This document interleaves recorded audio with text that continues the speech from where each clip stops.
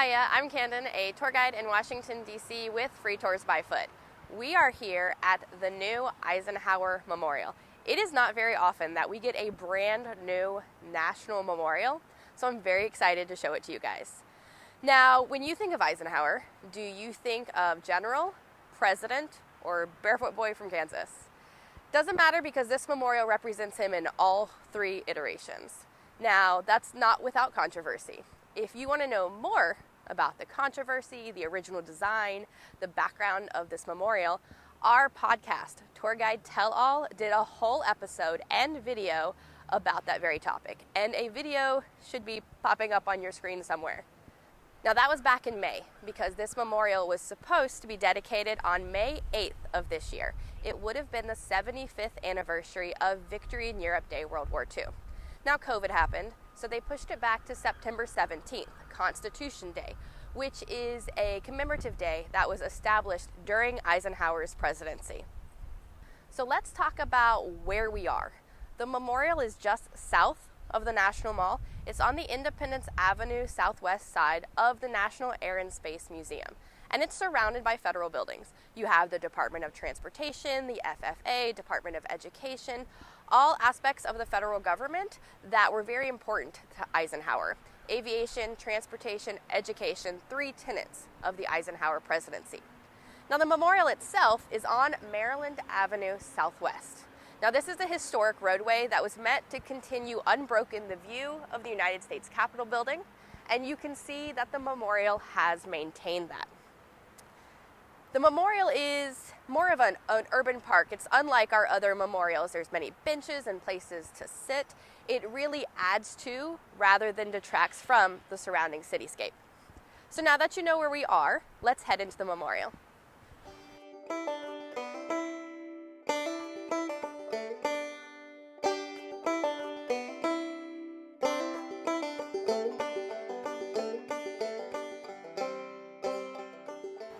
So we have at the start of the memorial this statue of Eisenhower as a young man, not barefoot, still in overalls.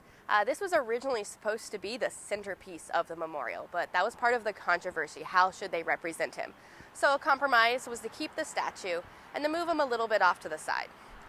Now he is kind of gazing off into the distance, looking at his future, general and president. And next to the statue is one of his famous speeches, the homecoming speech that he gave in Abilene, Kansas, his hometown, in 1945. This is the speech where he says that being from Abilene is one of his proudest moments, and he comes home and after the war and everyone has these hometown hero, welcome to our hero signs, and he says, I am not the hero. I am just a representation of the men that we and everyone in the United States sent over, and those are the heroes. Now Eisenhower was one of 6 boys from a family of modest means in Kansas, and he really credited education as to how he became the man we know him today, the general, the president. Now he went to West Point, but like many successful men and women, he wasn't necessarily the best of students. A couple of demerits, got written up a couple times. What he was good at was organizing and coaching and leadership, and those were skills that were recognized during World War II when Eisenhower became 5-star General Dwight D. Eisenhower, Supreme Commander of the Allied Expeditionary Forces during World War II. Now, so he is in charge of the military forces of all of the Allied nations, bringing them together to lead one of the largest, or the largest, seaborne invasion, D-Day, June 6th, 1945. Now, as we walk through the memorial, you'll notice that the entire length of the memorial is a metalwork tapestry. Now, it's kind of hard to tell what it is, and this really changes based on the time of day or the weather outside, but it is actually a hand drawing from the designer of the memorial, Frank Gehry. And what it is the beaches of Pointe du Hoc, one of the landing points during World War II, the Normandy D-Day invasion.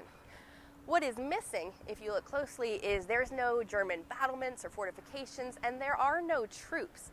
This shows the beach as it is today, during a time of peace. The memorial is kind of chronological, so it starts with the young Eisenhower and makes its way inside, where we're going to see General Eisenhower next. Come with me.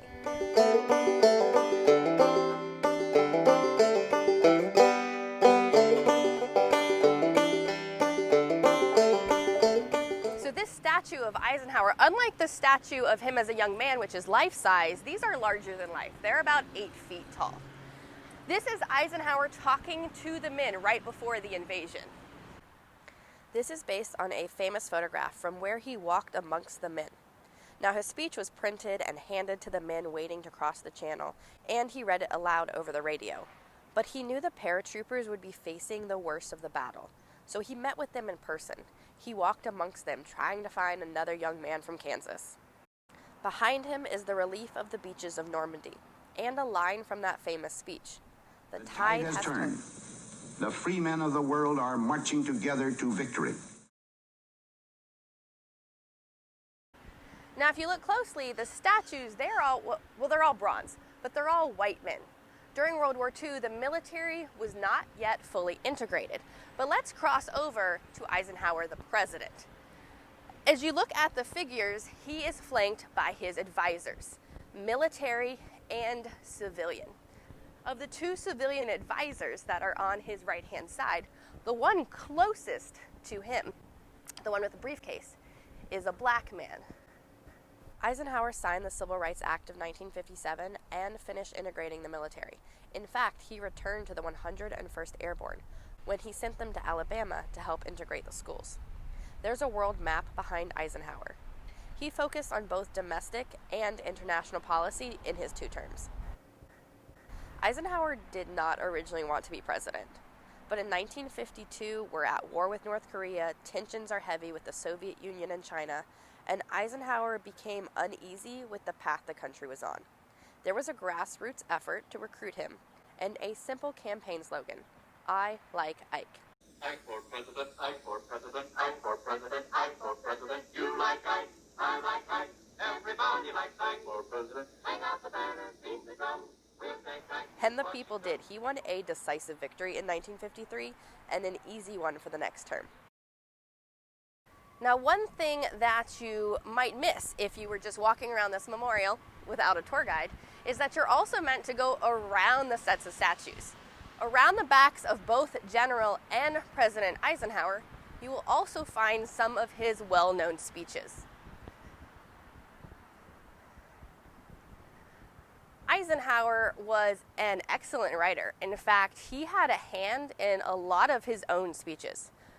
During the 1930s, so before World War II, publisher William Randolph Hearst offered Eisenhower a job as a wartime correspondent with his publications. Hearst offered Eisenhower 3 times Eisenhower's current salary at the time. Eisenhower obviously and thankfully declined that job offer. Who knows what the world would be like if Eisenhower was reporting on World War II rather than leading it. Now come with me to one final stop.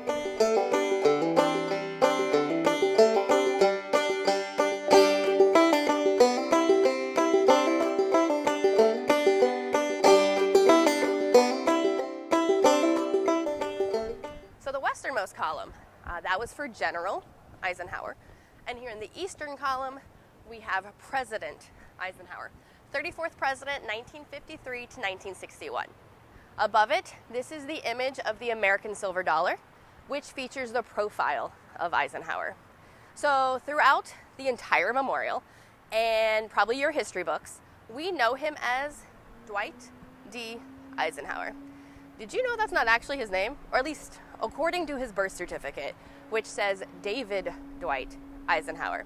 His mom switched them after his birth so he wouldn't be confused with the David that he was named after. Also, Eisenhower's grandson was named David. That is who the presidential retreat Camp David is named after. So the more you know. Dwight D. Eisenhower, David Dwight Eisenhower, Ike, if you will. This memorial ends kind of with the park ranger station where you can get that all-important passport stamp on your National Parks passport. There are so many memorials in Washington, D.C., and we at Free Tours by Foot would love to show them to you, be they in person on a guided National Mall walking tour or online on one of our virtual tours. Be sure to subscribe to our channel, click that bell so you get notifications when we post a new video. More upcoming from DC, but also New Orleans and New York and Prague and London. If you have any questions or comments about the Eisenhower Memorial, Washington, D.C., life in general, let me know in the comments below. I'd be happy to answer them for you. If you know anyone who is visiting Washington, D.C. in the future, be sure to share this video with them so they know to come visit this new site. I'm Camden. This is Free Tours by Foot. Stay calm, walk on, and I'll see y'all next time. Ike for president, Ike for president, Ike for president, Ike for president. You like Ike, I like Ike. Everybody likes Ike for president. Hang out the